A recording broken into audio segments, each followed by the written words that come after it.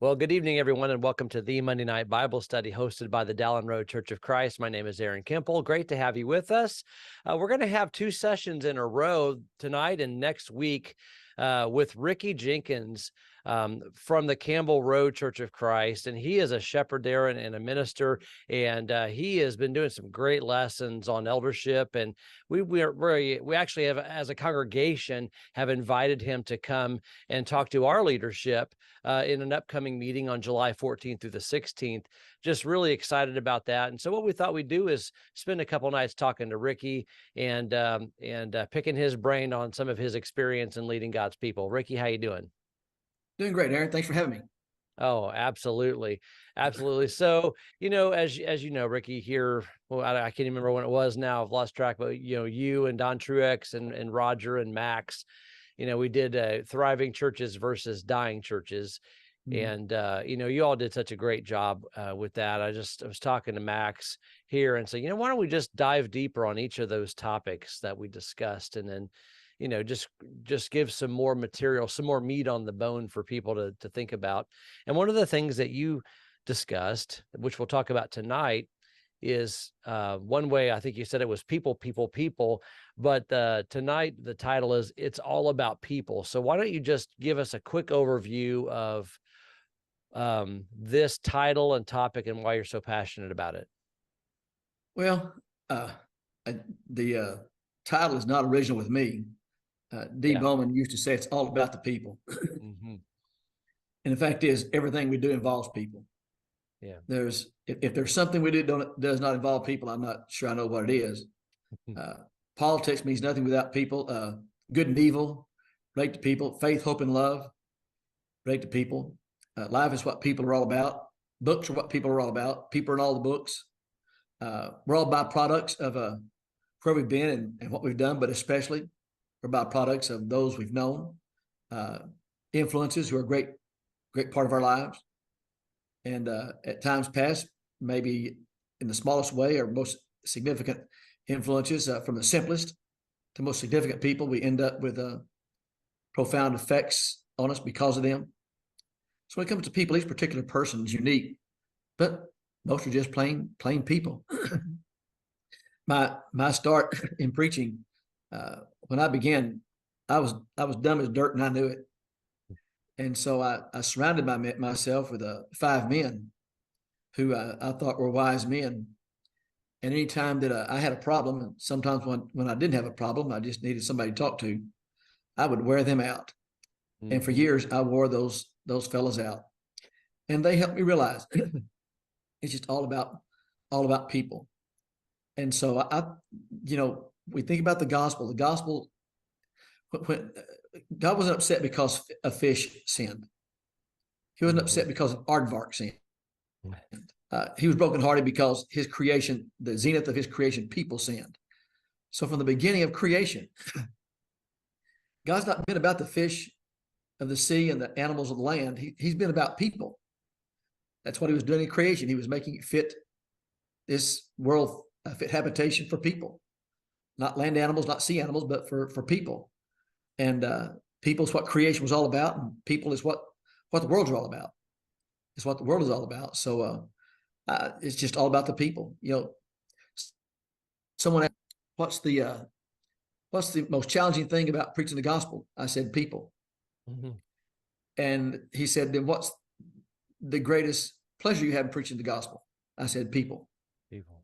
Yeah. And often it's the person I look at in the mirror that is the most challenging.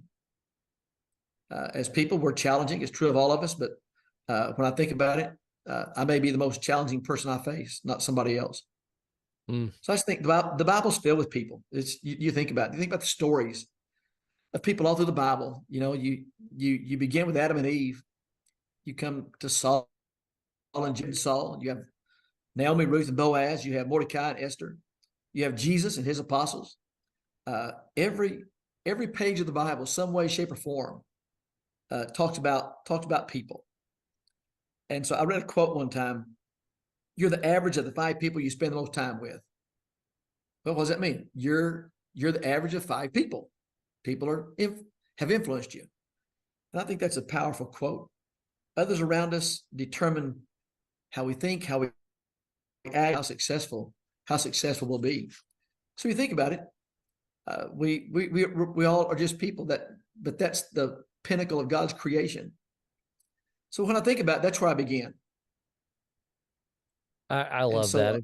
Yeah, yeah. like you said, even with Jesus and his ministry, it was all about people. I mean, you can see the other leaders, and it was about maybe their legal system or money or Yeah. making more or their appearances or whatever it was. But Jesus, it was always about people. He was the physician, he was the shepherd. I mean, Yeah. just look at the words that he uses, the servant, Mhm. the washer of feet kind of thing. That's Jesus demonstrates to us, that it's all about people. One of the things that you said there, and before you go on to another thought is, you Sure. talk about inner circle and how critical that is. One of the things I talk here about is you look at somebody's inner circle and you'll tell everything about them. And as you said, there's examples in the Bible. I mean, people that invited, like I like David. I love David, who invited a lot of different people in his inner circle, people who aren't afraid to tell him what was what,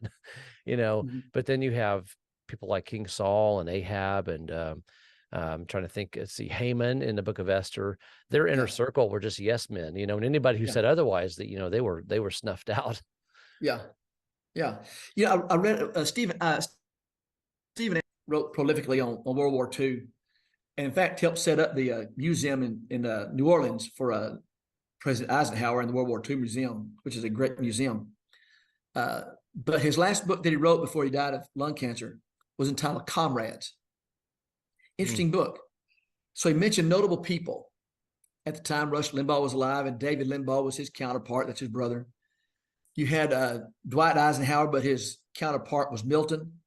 Milton mm, actually was an advisor to presidents and kings and ambassador, much more influential perhaps behind the scenes than President Eisenhower was out front.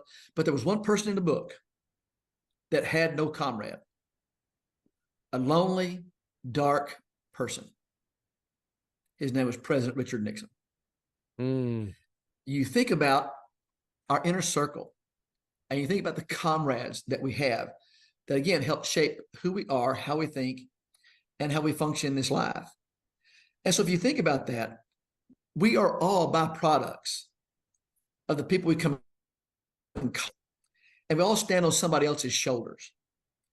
But if that quote is true, Jim Rohn, by the way, was the one that made that quote. Who are the 5 people in our life that we spend the most time with? As in, 24 hours a day, or who influences us the most. And once we have that list, ask ourselves, who are they? What do they do with their lives? How ambitious are they? How successful have they been? How happy, how enthusiastic are they? And when I evaluate that carefully, I then ask myself this question: will they help me be godlike? mm. Will they help me be more spiritually minded? Will they help me to heaven? Will they help make me wiser? Do they push me forward with new ideas? Or do they tell me what I want to hear? Or do they tell you what you have in mind won't work? Do they tell you no? As you said, not a yes man. Will they keep me going? The parable of, it's really not about a farmer. It's really not seeds being picked up by a bird and dropped on hard ground, thorny ground. It's about the kind of hearts that we have. But will that kind of heart stand up? So we make a choice in our life who we surround ourselves with. And again, when I was younger, I was dumb and knew nothing, realized I knew nothing, and I owe everything to these 5 men that were indispensable in my life, that just made, and I love the way I think. The way that I preach, the way I develop material, is a byproduct of who those men are. So we want people who help us excel. Mm-hmm. And in preaching the gospel, we hope we're that kind of person. Because in preaching the gospel, we are around people. As Dee said, it's all about the people. Preaching the gospel is all about people. It's not about the preacher being adored. It's all about the people, the message, and the people. Mm-hmm. And we want to help those people grow to them. And so if we surround ourselves with the right people, then we're going to be much better. We may lose some friends along the way because they don't help us be right. When I said a while ago I was dumb as dirt, I didn't surround myself with young men who were as dumb as I was. I knew what they knew. I Right. didn't know what older men knew that I Mm-hmm. didn't know, Yeah. that helped me, that would help me grow. I didn't need somebody on the same status I was, same level I was, to help me grow. I needed somebody greater than me to help me grow. Today, though some of those men have passed away, but there's 3 men that are in my circle now that help me do better. So as I've gotten older, I've reached I'm at the level where those men know what I know, but they do things so excellent. I have 3 men now that help me rise above everything, and I call them at a moment's notice to get advice on something. And so Yeah. there's no person stands alone. We all stand on somebody else's shoulders. Yeah. Yeah. So as we think about, kind of putting this under the umbrella, Rickie, of the thriving churches, why don't you help me build a bridge to what you're saying to helping a thriving church grow? I'm like, what's the bridge between what you said, which is so true, he who walks with wise men will be wise, to tie that into how is that important for a church to thrive? Well, again, I don't mean to wear this out, but a church is people. Yeah. And so you think about informal leaders, not just formal leaders. No congregation, Paul Earnhardt said this, no congregation is successful, will thrive without informal leaders. We put a lot of emphasis on formal leaders, and rightfully Yes. so.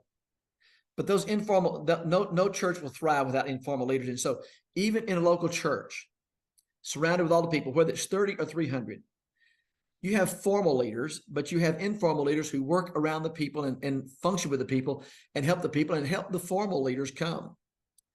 And so when I think about a church that thrives, interestingly, we probably have more information about the church at Ephesus than any other church in the New Testament. Mm-hmm. Yeah. I know we put a lot of emphasis on Acts 2, the church at Jerusalem.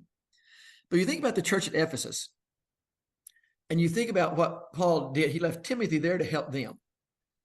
It's not that they were problem-free. In fact, there's no problem-free congregation because there's no problem-free people.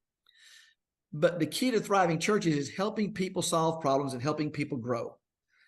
That takes people from the youngest in their faith, and they share together. They develop a mutual relationship. It's called fellowship. They develop a mutual partnership. There's reciprocity. There's giving and there's taking. You think about the illustration in Titus with the older men and younger men, older women, younger women.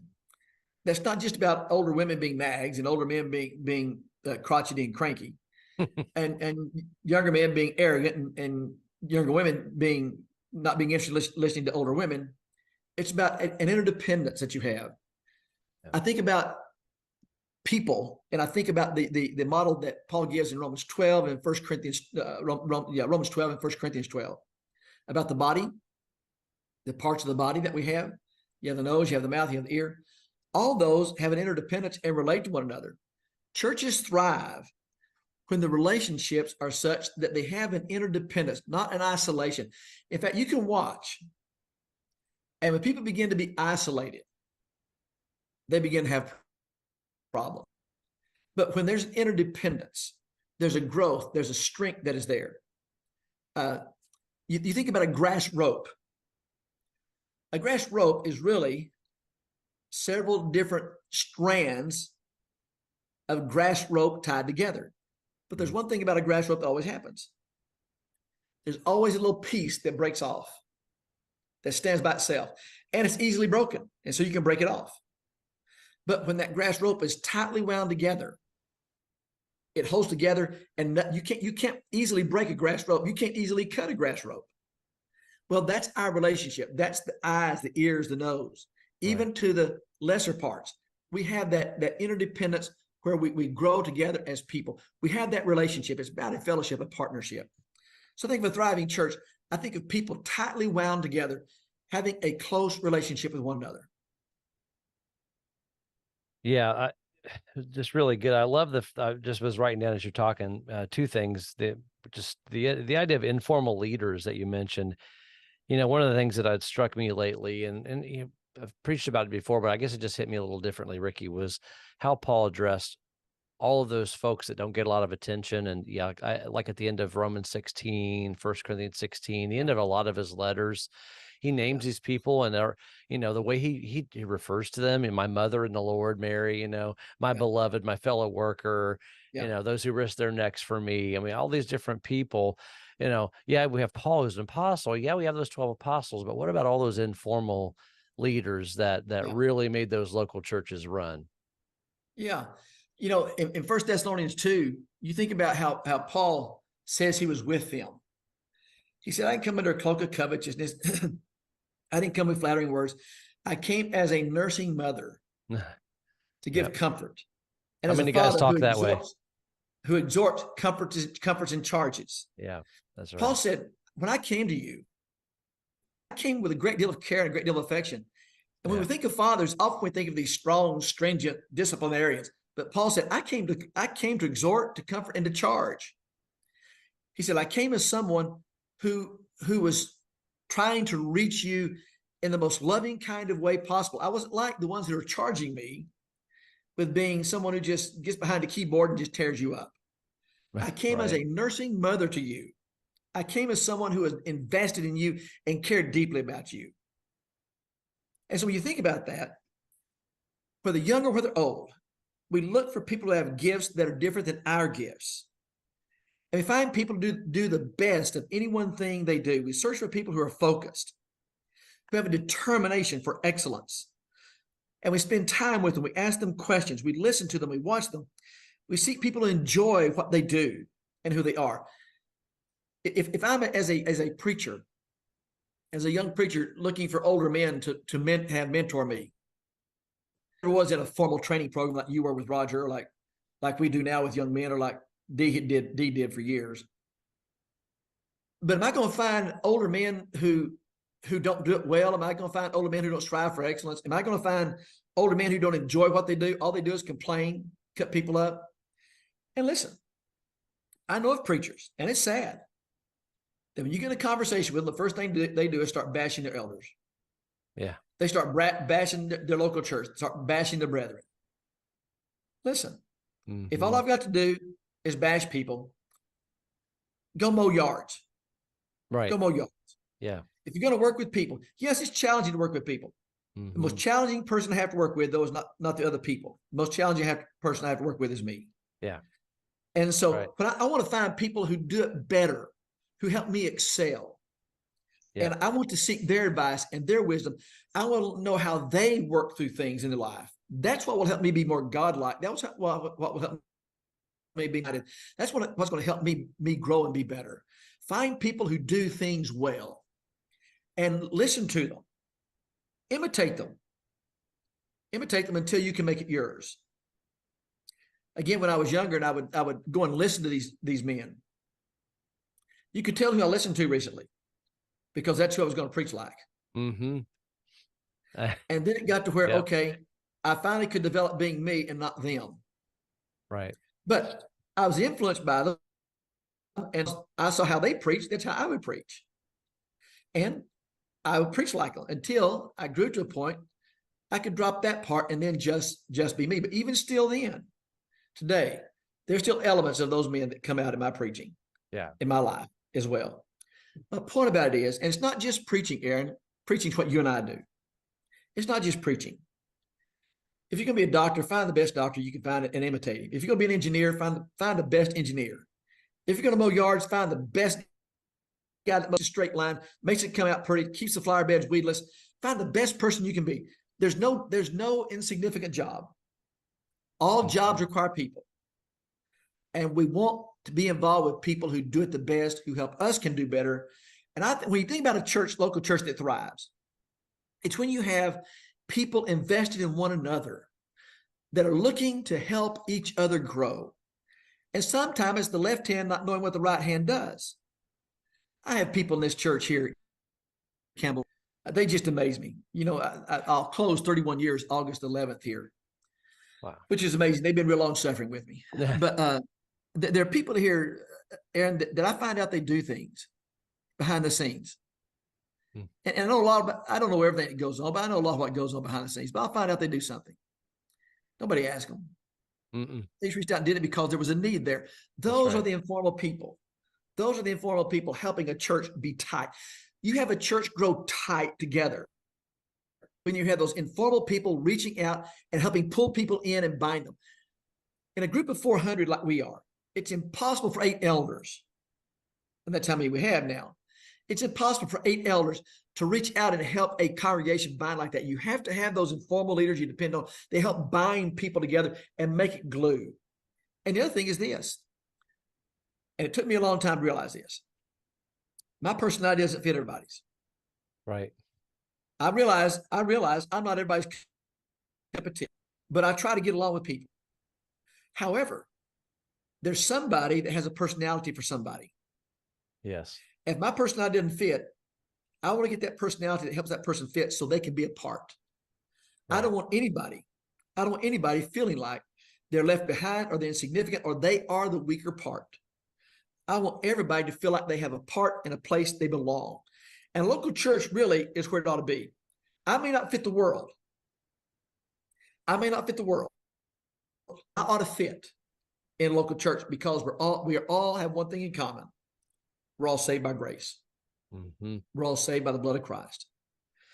And so you think about the people who can help be a power and an influence in our life, their actions, their experience, their daily lives that will help push us on. I love the song Higher Ground. Mm-hmm. And the pushing us on to higher ground. I love Josh Groban's song, You Are My Hero. Yeah. Yeah. I look for people, heroes. And if I can be a hero to somebody, that's fine. But I look more to who are my heroes who can help me be better. Does that make sense? It does.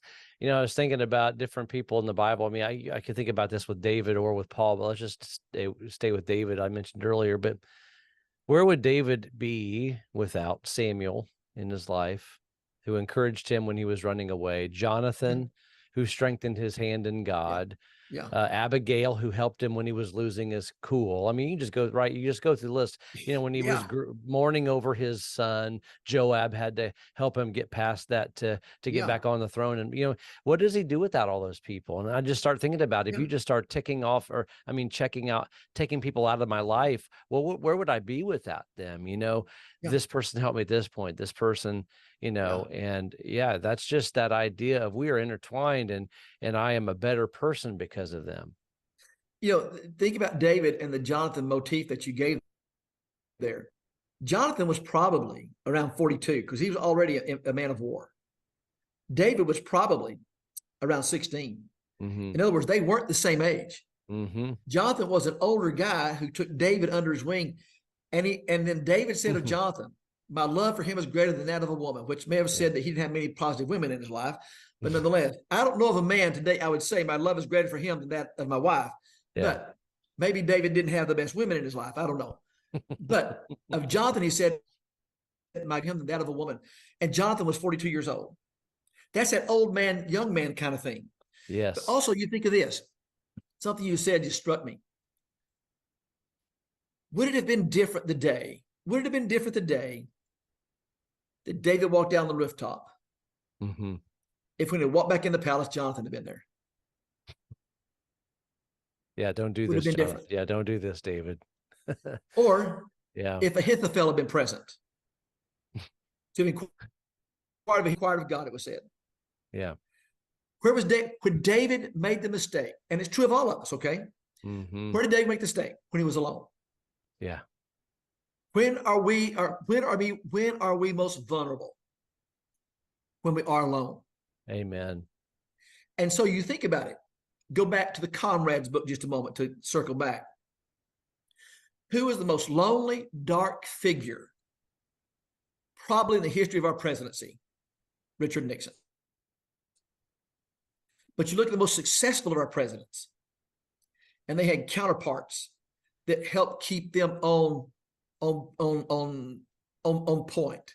Mm-hmm. And even those counterparts who had the respect of the president to tell them no. That's right.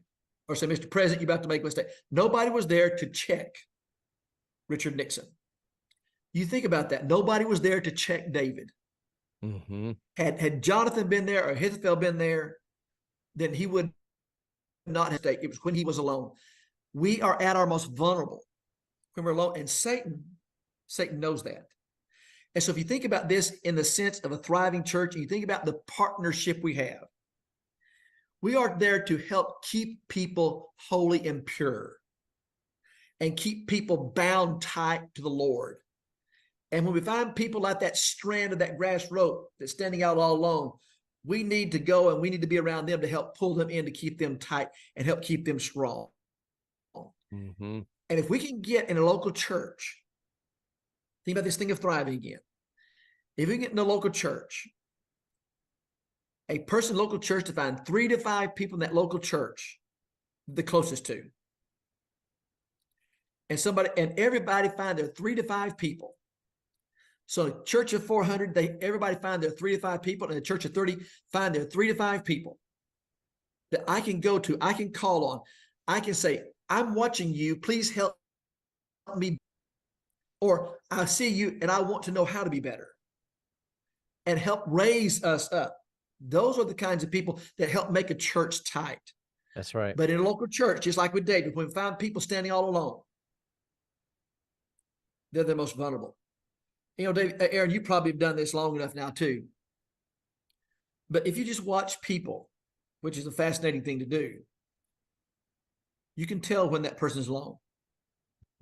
You can tell when that person needs somebody. And if you at that time can just go walk up to them and begin to talk to them, they'll begin to tell you where they're at. Yes. It's all about the people. Mm-hmm. Yes. Yeah. Very good. I mean, boy, there's so many things to think about. You know, the Ecclesiastes, a threefold cord is not quickly broken. You know, just as you're talking, the idea of woven in amongst each other. But I was thinking about Nehemiah. Yeah. You know, the phrase when they're building the wall. I mean, Nehemiah stations people next to their house, which is significant. But then it also says next to him was this person, next to him was this person, next to him. That wall is not effective unless they're all building their section, right? But they're all locked together, building their section of the wall. I just like that idea. Is we're doing our own individual work, but we're doing it in a collective way where we're woven together. It's all part of helping the church to grow as you have those little groups within the church of those 3 to 5s. Because like you said, I mean, think about 8 elders and 400 people. I mean, that's 50 a member or 50 an elder, right? I mean, if you just do the math, I mean, it's hard for you to manage even 50 effectively and build those relationships. And that's why it's those, like you said, those 3 to 5 people is critical. That Nehemiah illustration you pulled up there, Aaron, is great. While Nehemiah went to the city and he waited about 3 days or so, prayed and all this stuff. But think back before that. The king said, "What's wrong with you?" He had such a relationship with the king. The king had confidence in him, and the king noticed something was wrong with him. But you think about it, he said, "Okay, everybody's got their 24 inches from shoulder to shoulder, and you keep your 24 inches, then you help your neighbor keep his 24 inches." And if you think about us locking arms together, okay, locking arms together, then I keep my 24 and I help you keep your 24 because we're all locked together. Amen. A brick in one hand, a sword in the other. Yep. If you can't carry a brick, I'll carry your brick for you. I'll have the sword. I'll protect you. And again, that's the falling in a ditch and someone pick you up. We all need somebody to help pick us up. At some point in our life, we're going to take a nosedive. We're going to find dark moments.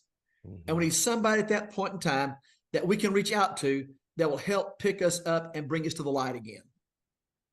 And you think about the number of people in the Bible that had that kind of relationship. Yeah. You know, I think about Paul and Aquila and Priscilla. Yes. Love that. Okay. Paul was highly dependent upon them. They followed him several different places. He has them several different places that he's highly dependent upon them in the work they do together. He has a partnership with Aquila and Priscilla. We often think about Paul and Timothy and Titus, and that's true. But think about Paul and Silas and the effect Paul and Silas had. And then think about the challenge to relationships with Paul and Barnabas. Yeah. I don't know what John Mark did, but it was something that Paul didn't like. And Barnabas says, okay, he's going. Paul says, no, he's not.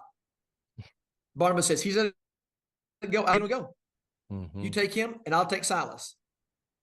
But it did not destroy the relationship between Paul and Barnabas, because in 1 Corinthians 9, Paul mentions Barnabas. That's right. Furthermore, Paul was open to John Mark growing, because in 2 Timothy chapter 4, That's right. he tells Timothy, his right-hand man, his son of the faith, bring John Mark because he's good for me.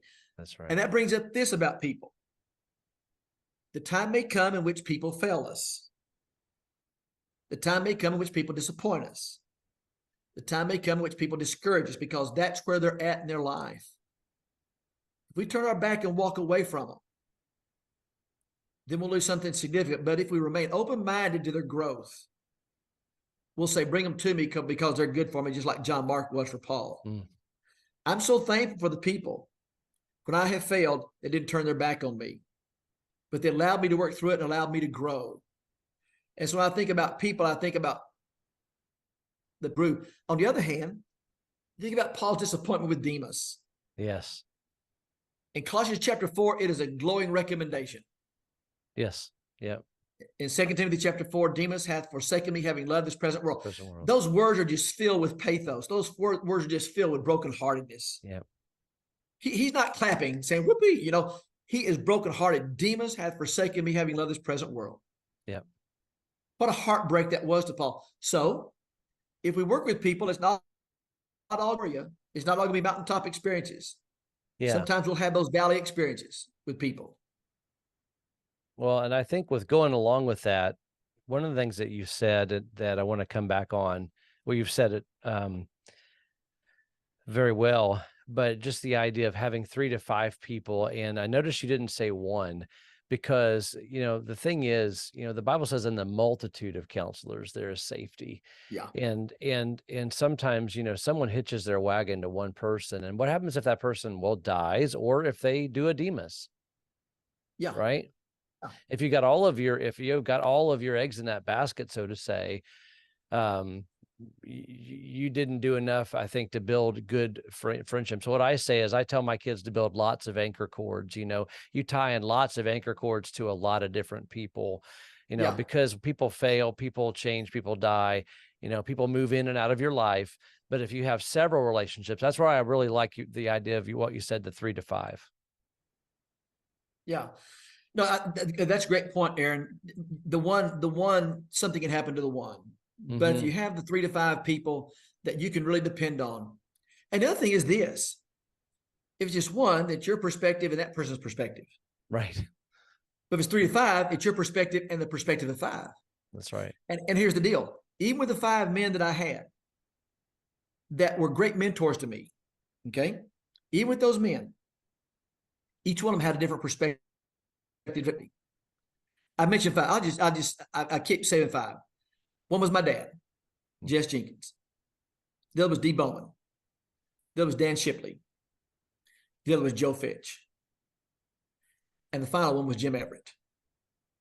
Jim passed away years ago, probably 17, 18 years ago. D just passed away last year. Dan passed away probably 5 to 7 years ago. Joe Fitch is not in good health. My dad's 96 years old. He's hard of hearing. His mind is still sharp, but he's hard of hearing. And so I miss those men. I miss those men that have passed away, and I miss the 2 men that are still living. Even though I still have my father, it's hard to talk to him on the phone because it's hard. He's hard of hearing. And you probably haven't picked this up through our visit today. I talk fast. And my fast speech, my dad can't hear. I have to really slow down for him, which I need to slow down anyway. But I miss those men. Right. Right. And so they were wise advisors in my life. And they helped me raise, they helped me elevate, they helped me learn how to study. And again, each one had a perspective that was different. Dan's perspective was one way and Dee's perspective was another. Now they'd all arrive at the same place, truth-wise, but the journey to get there was different and their experiences in life were different. Yeah. And so you think about that thing with the experiences that you have, they help round you out and keep you sharp. They have perspective in life. And with those perspectives, by the way, they help open up opportunities for growth. And they help open up opportunities for to go speak as well, to help you grow, and also to open opportunities for you to go speak as well. Yeah, really good. And the thought is just making me think of things. I'm teaching Second Kings right now in our adult Bible class, and you were talking. I was thinking about it as someone grows older. Of course, there's a whole other aspect of legacy that we'll talk about next week. Right. But Jehoash was a king that he was spared. He was 6 years old. All the other royal family was killed by Athaliah, who was trying to take the throne. Well, this guy Jehoiada, I think it's his uncle, rescues him and raises him up as the king and becomes the advisor. And things are going great for Jehoash till Jehoiada dies. Yeah. And then Jehoash chooses new advisors. And I think about, there's an aspect there of, okay, what happens when some of those advisors go away? What do I do? Do I replace them with, just as good men or even better men, or do I start to say, you know what, I'm past this. I don't know if I need the advice now, right? Yeah. Or I want to Right. find people that are going to agree with this new path I want to go on, whatever it is, right? But Yeah. there's always that need, even as you're older, as to be able to have those people to sharpen you. Yeah. Yeah. That's a great illustration used with Jehoaz. When Jehoiada was alive, things were great. He listened to him. Yeah. But then that significant counselor in his life died, and it went downhill for him. Mm-hmm. And you think about that. I think also, while Rehoboam is a different story, Rehoboam had the young men and the older men. Right. He did not listen to the counsel of the older men, listen to the counsel of the younger men. The younger men were as dumb as dirt like he was. They were pride driven. Yeah. But the older men gave him wise counsel, said, if you reduce the taxes, these people will love you and they'll follow you to the day you die. Instead, he followed young men and split the kingdom. Listening to those wise advisors, but also, as you suggest, when those men you have depended on begin to drop off, you need to replace them with men who will likewise tell you what you need to hear, even though you don't want to hear it, but also help you continue to grow. Yeah. Even there's still room to continue to grow. At 96, my dad still reads the Bible every day. There's still opportunity to grow. I love and that. another thing I think that's interesting about that, and I think something significant to us that people do for people, is when we surround ourselves with people who have a great influence on us, they help our character develop. They help develop our character. And we need that positive influence to help develop that character, because that's the root of who we are. If we surround ourselves with individuals who exemplify qualities of integrity and empathy that can profoundly impact our character, then we will be much better because of it. And you think of this, we are largely social beings. I know we have introverts that kind of they want to be in the corner by themselves. Mm-hmm. But even introverts need somebody to help them. Amen. We're largely social beings, and we associate with other people. Talk about people who are socially awkward sometimes. They don't fit in well with people. There's something awkward about them, how their demeanor, how they interact with people. But even they need somebody that will stop and talk to them, stop and touch them. When I think about it, it's all about people. I think about people touching people, just touching people, just reaching out to touch them and help them grow. Yeah. Well, I mean, as we starting to wind down for the end of the study, of course, I want to make sure you have time if there's any final points that you want to bring up. But what I definitely want to ask you about, Rickie, as we prepare for our meeting with you in July 14th through the 16th, the congregation here, like I told you, we're trying to prepare for future leadership. And so thinking about all of this, any kind of practical wisdom that you can share to whether they're current elders or men who would at some point serve as a shepherd, to what do you do, right? How are some ways that I can practically go out there and build relationships with people? What are some practical thoughts about that? Well, that's a good question. That's a really good question to think about. Yeah, I'm just thinking off the top of my head here, Aaron. I did not have something prepared on that to answer. I'm That's thinking okay. off the top of my head here with this. you have to work with people first. Mm-hmm. Leadership, as John Maxwell said, it's all about influence, which means it's all about relationship, which means it's all about relationship with people. If you're going to have leadership develop in a church, then you have to work with people and spend time with people. So the first thing I would say is, if I'm going to talk to someone about mentoring people, about mentoring to be leaders, is you have to get involved with the people. You can't sit on the sidelines. Right. Right. You're going to have to reach out and touch them, and they're going to have to be influenced by you. So what I would say about that is, it's not the person that stands up front and makes all the announcements or preaches. In fact, I will tell you, formal leaders begin with an informal leader moves to a formal leader. And again, that's all about getting to know the people and the people seeing you and trusting you. Trust takes time to develop your character and your reputation with them, to develop a confidence in you that they will come to you and ask you to help them because you have reached out to them and you've touched them. They feel comfortable to reach out to you. The idea of comfort, having the comfort level because of the relationship, the close relationship been developed, they're comfortable to come to you.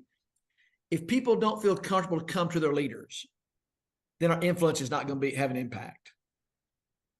And so I would say, first of all, to develop a relationship that produces a confidence in you, that develop a confidence with people having you, and then a confidence that will produce comfort to come to you. And it's not always about encouraging either, though that ought to be the primary thing. Sometimes encouragement comes with a rebuke. Right. It's having that relationship that has the confidence to be able to tell somebody no. It all boils down to trust and integrity and character. And I would add one more word: loyalty. People have to know you're loyal. People have to know you're loyal to them. People, if you're going to have a leader, people need to know that leader in the church is loyal to them. They're not duplicitous. They can count on them to be there and not walk away from them when they need them. Does that help? That's absolutely really good. You made me think of, as you were talking, how Jesus said in John 10 that the sheep know my voice. Yes. And that's kind of the idea of what you were saying is effectively people have to learn your voice so that when that time comes that you have to say something as a shepherd, that you have developed it where they can trust your voice and know this is a shepherd who loves me.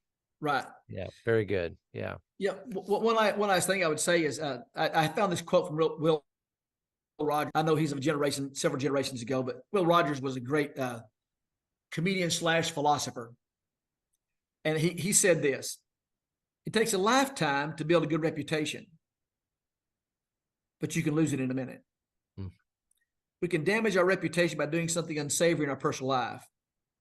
We can ruin it by unethical and compromising actions. But if we continue to guard our reputation and our character, then we'll not ruin it by those unethical, unsavory things. We must guard our reputation with attentive care.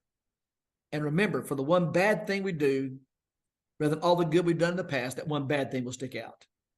So we try to do the good thing. And really, when you think about people in a relationship, it's all about a reputation you have with people because of your character. Yeah. And that's just all wrapped up in the the qualities, or whatever we want to say, 1 Timothy 3 Titus 1, the reputation that you have. It's all in those passages, as you know, that this it's seen in the relationships that you have with other people. Yeah. In fact, all those attributes that you see in 1 Timothy 3, while they are about the man, they're about the people, because the people see those things in the man. A good testimony without reproach, right? That's it. Yeah. Hospitable. I mean, it's just, that's right. Yeah. So important. So important. Thank you so much. This is a great discussion. Yeah. Again, so July 14th through the 16th, we're going to have Rickie Jenkins come, and on Friday and Saturday, he's going to just talk to the men as we prepare for future leadership. But on Sunday, he's going to give 3 lessons devoted to helping the whole congregation as we prepare for future leadership at Dallin Road. Hopefully this encourages not only the members at Dallin Road, but all those who are watching. It's certainly something that we continue to pray for and strive for, as all of God's people, is for the next generation of God's leaders. And that's why we have Monday night sessions like this. That's why we have special meetings, is because, Paul told Timothy to give these things to faithful men who'll be able to teach others also. And that's what we're trying to do here at Dowling Road. I know that's what Rickie's doing. Thank you, Rickie, so much for your kindness and sacrifice to do this for us. Would you please lead us in a word of prayer, and then we'll close out? Sure. Our gracious God, you're so good to us, so loving and so gracious to us. And dear God, you loved people. You sent your son for people. You invested your word in people. And the church that you built is people. And dear God, as we work with one another, may we be long-suffering. May we be kind. May we be merciful and tender-hearted toward one another. None of us are above the other. We're each trying to serve you and love you. Thank you for giving us to each other. And thank you for your love. In Christ's name, amen. Amen.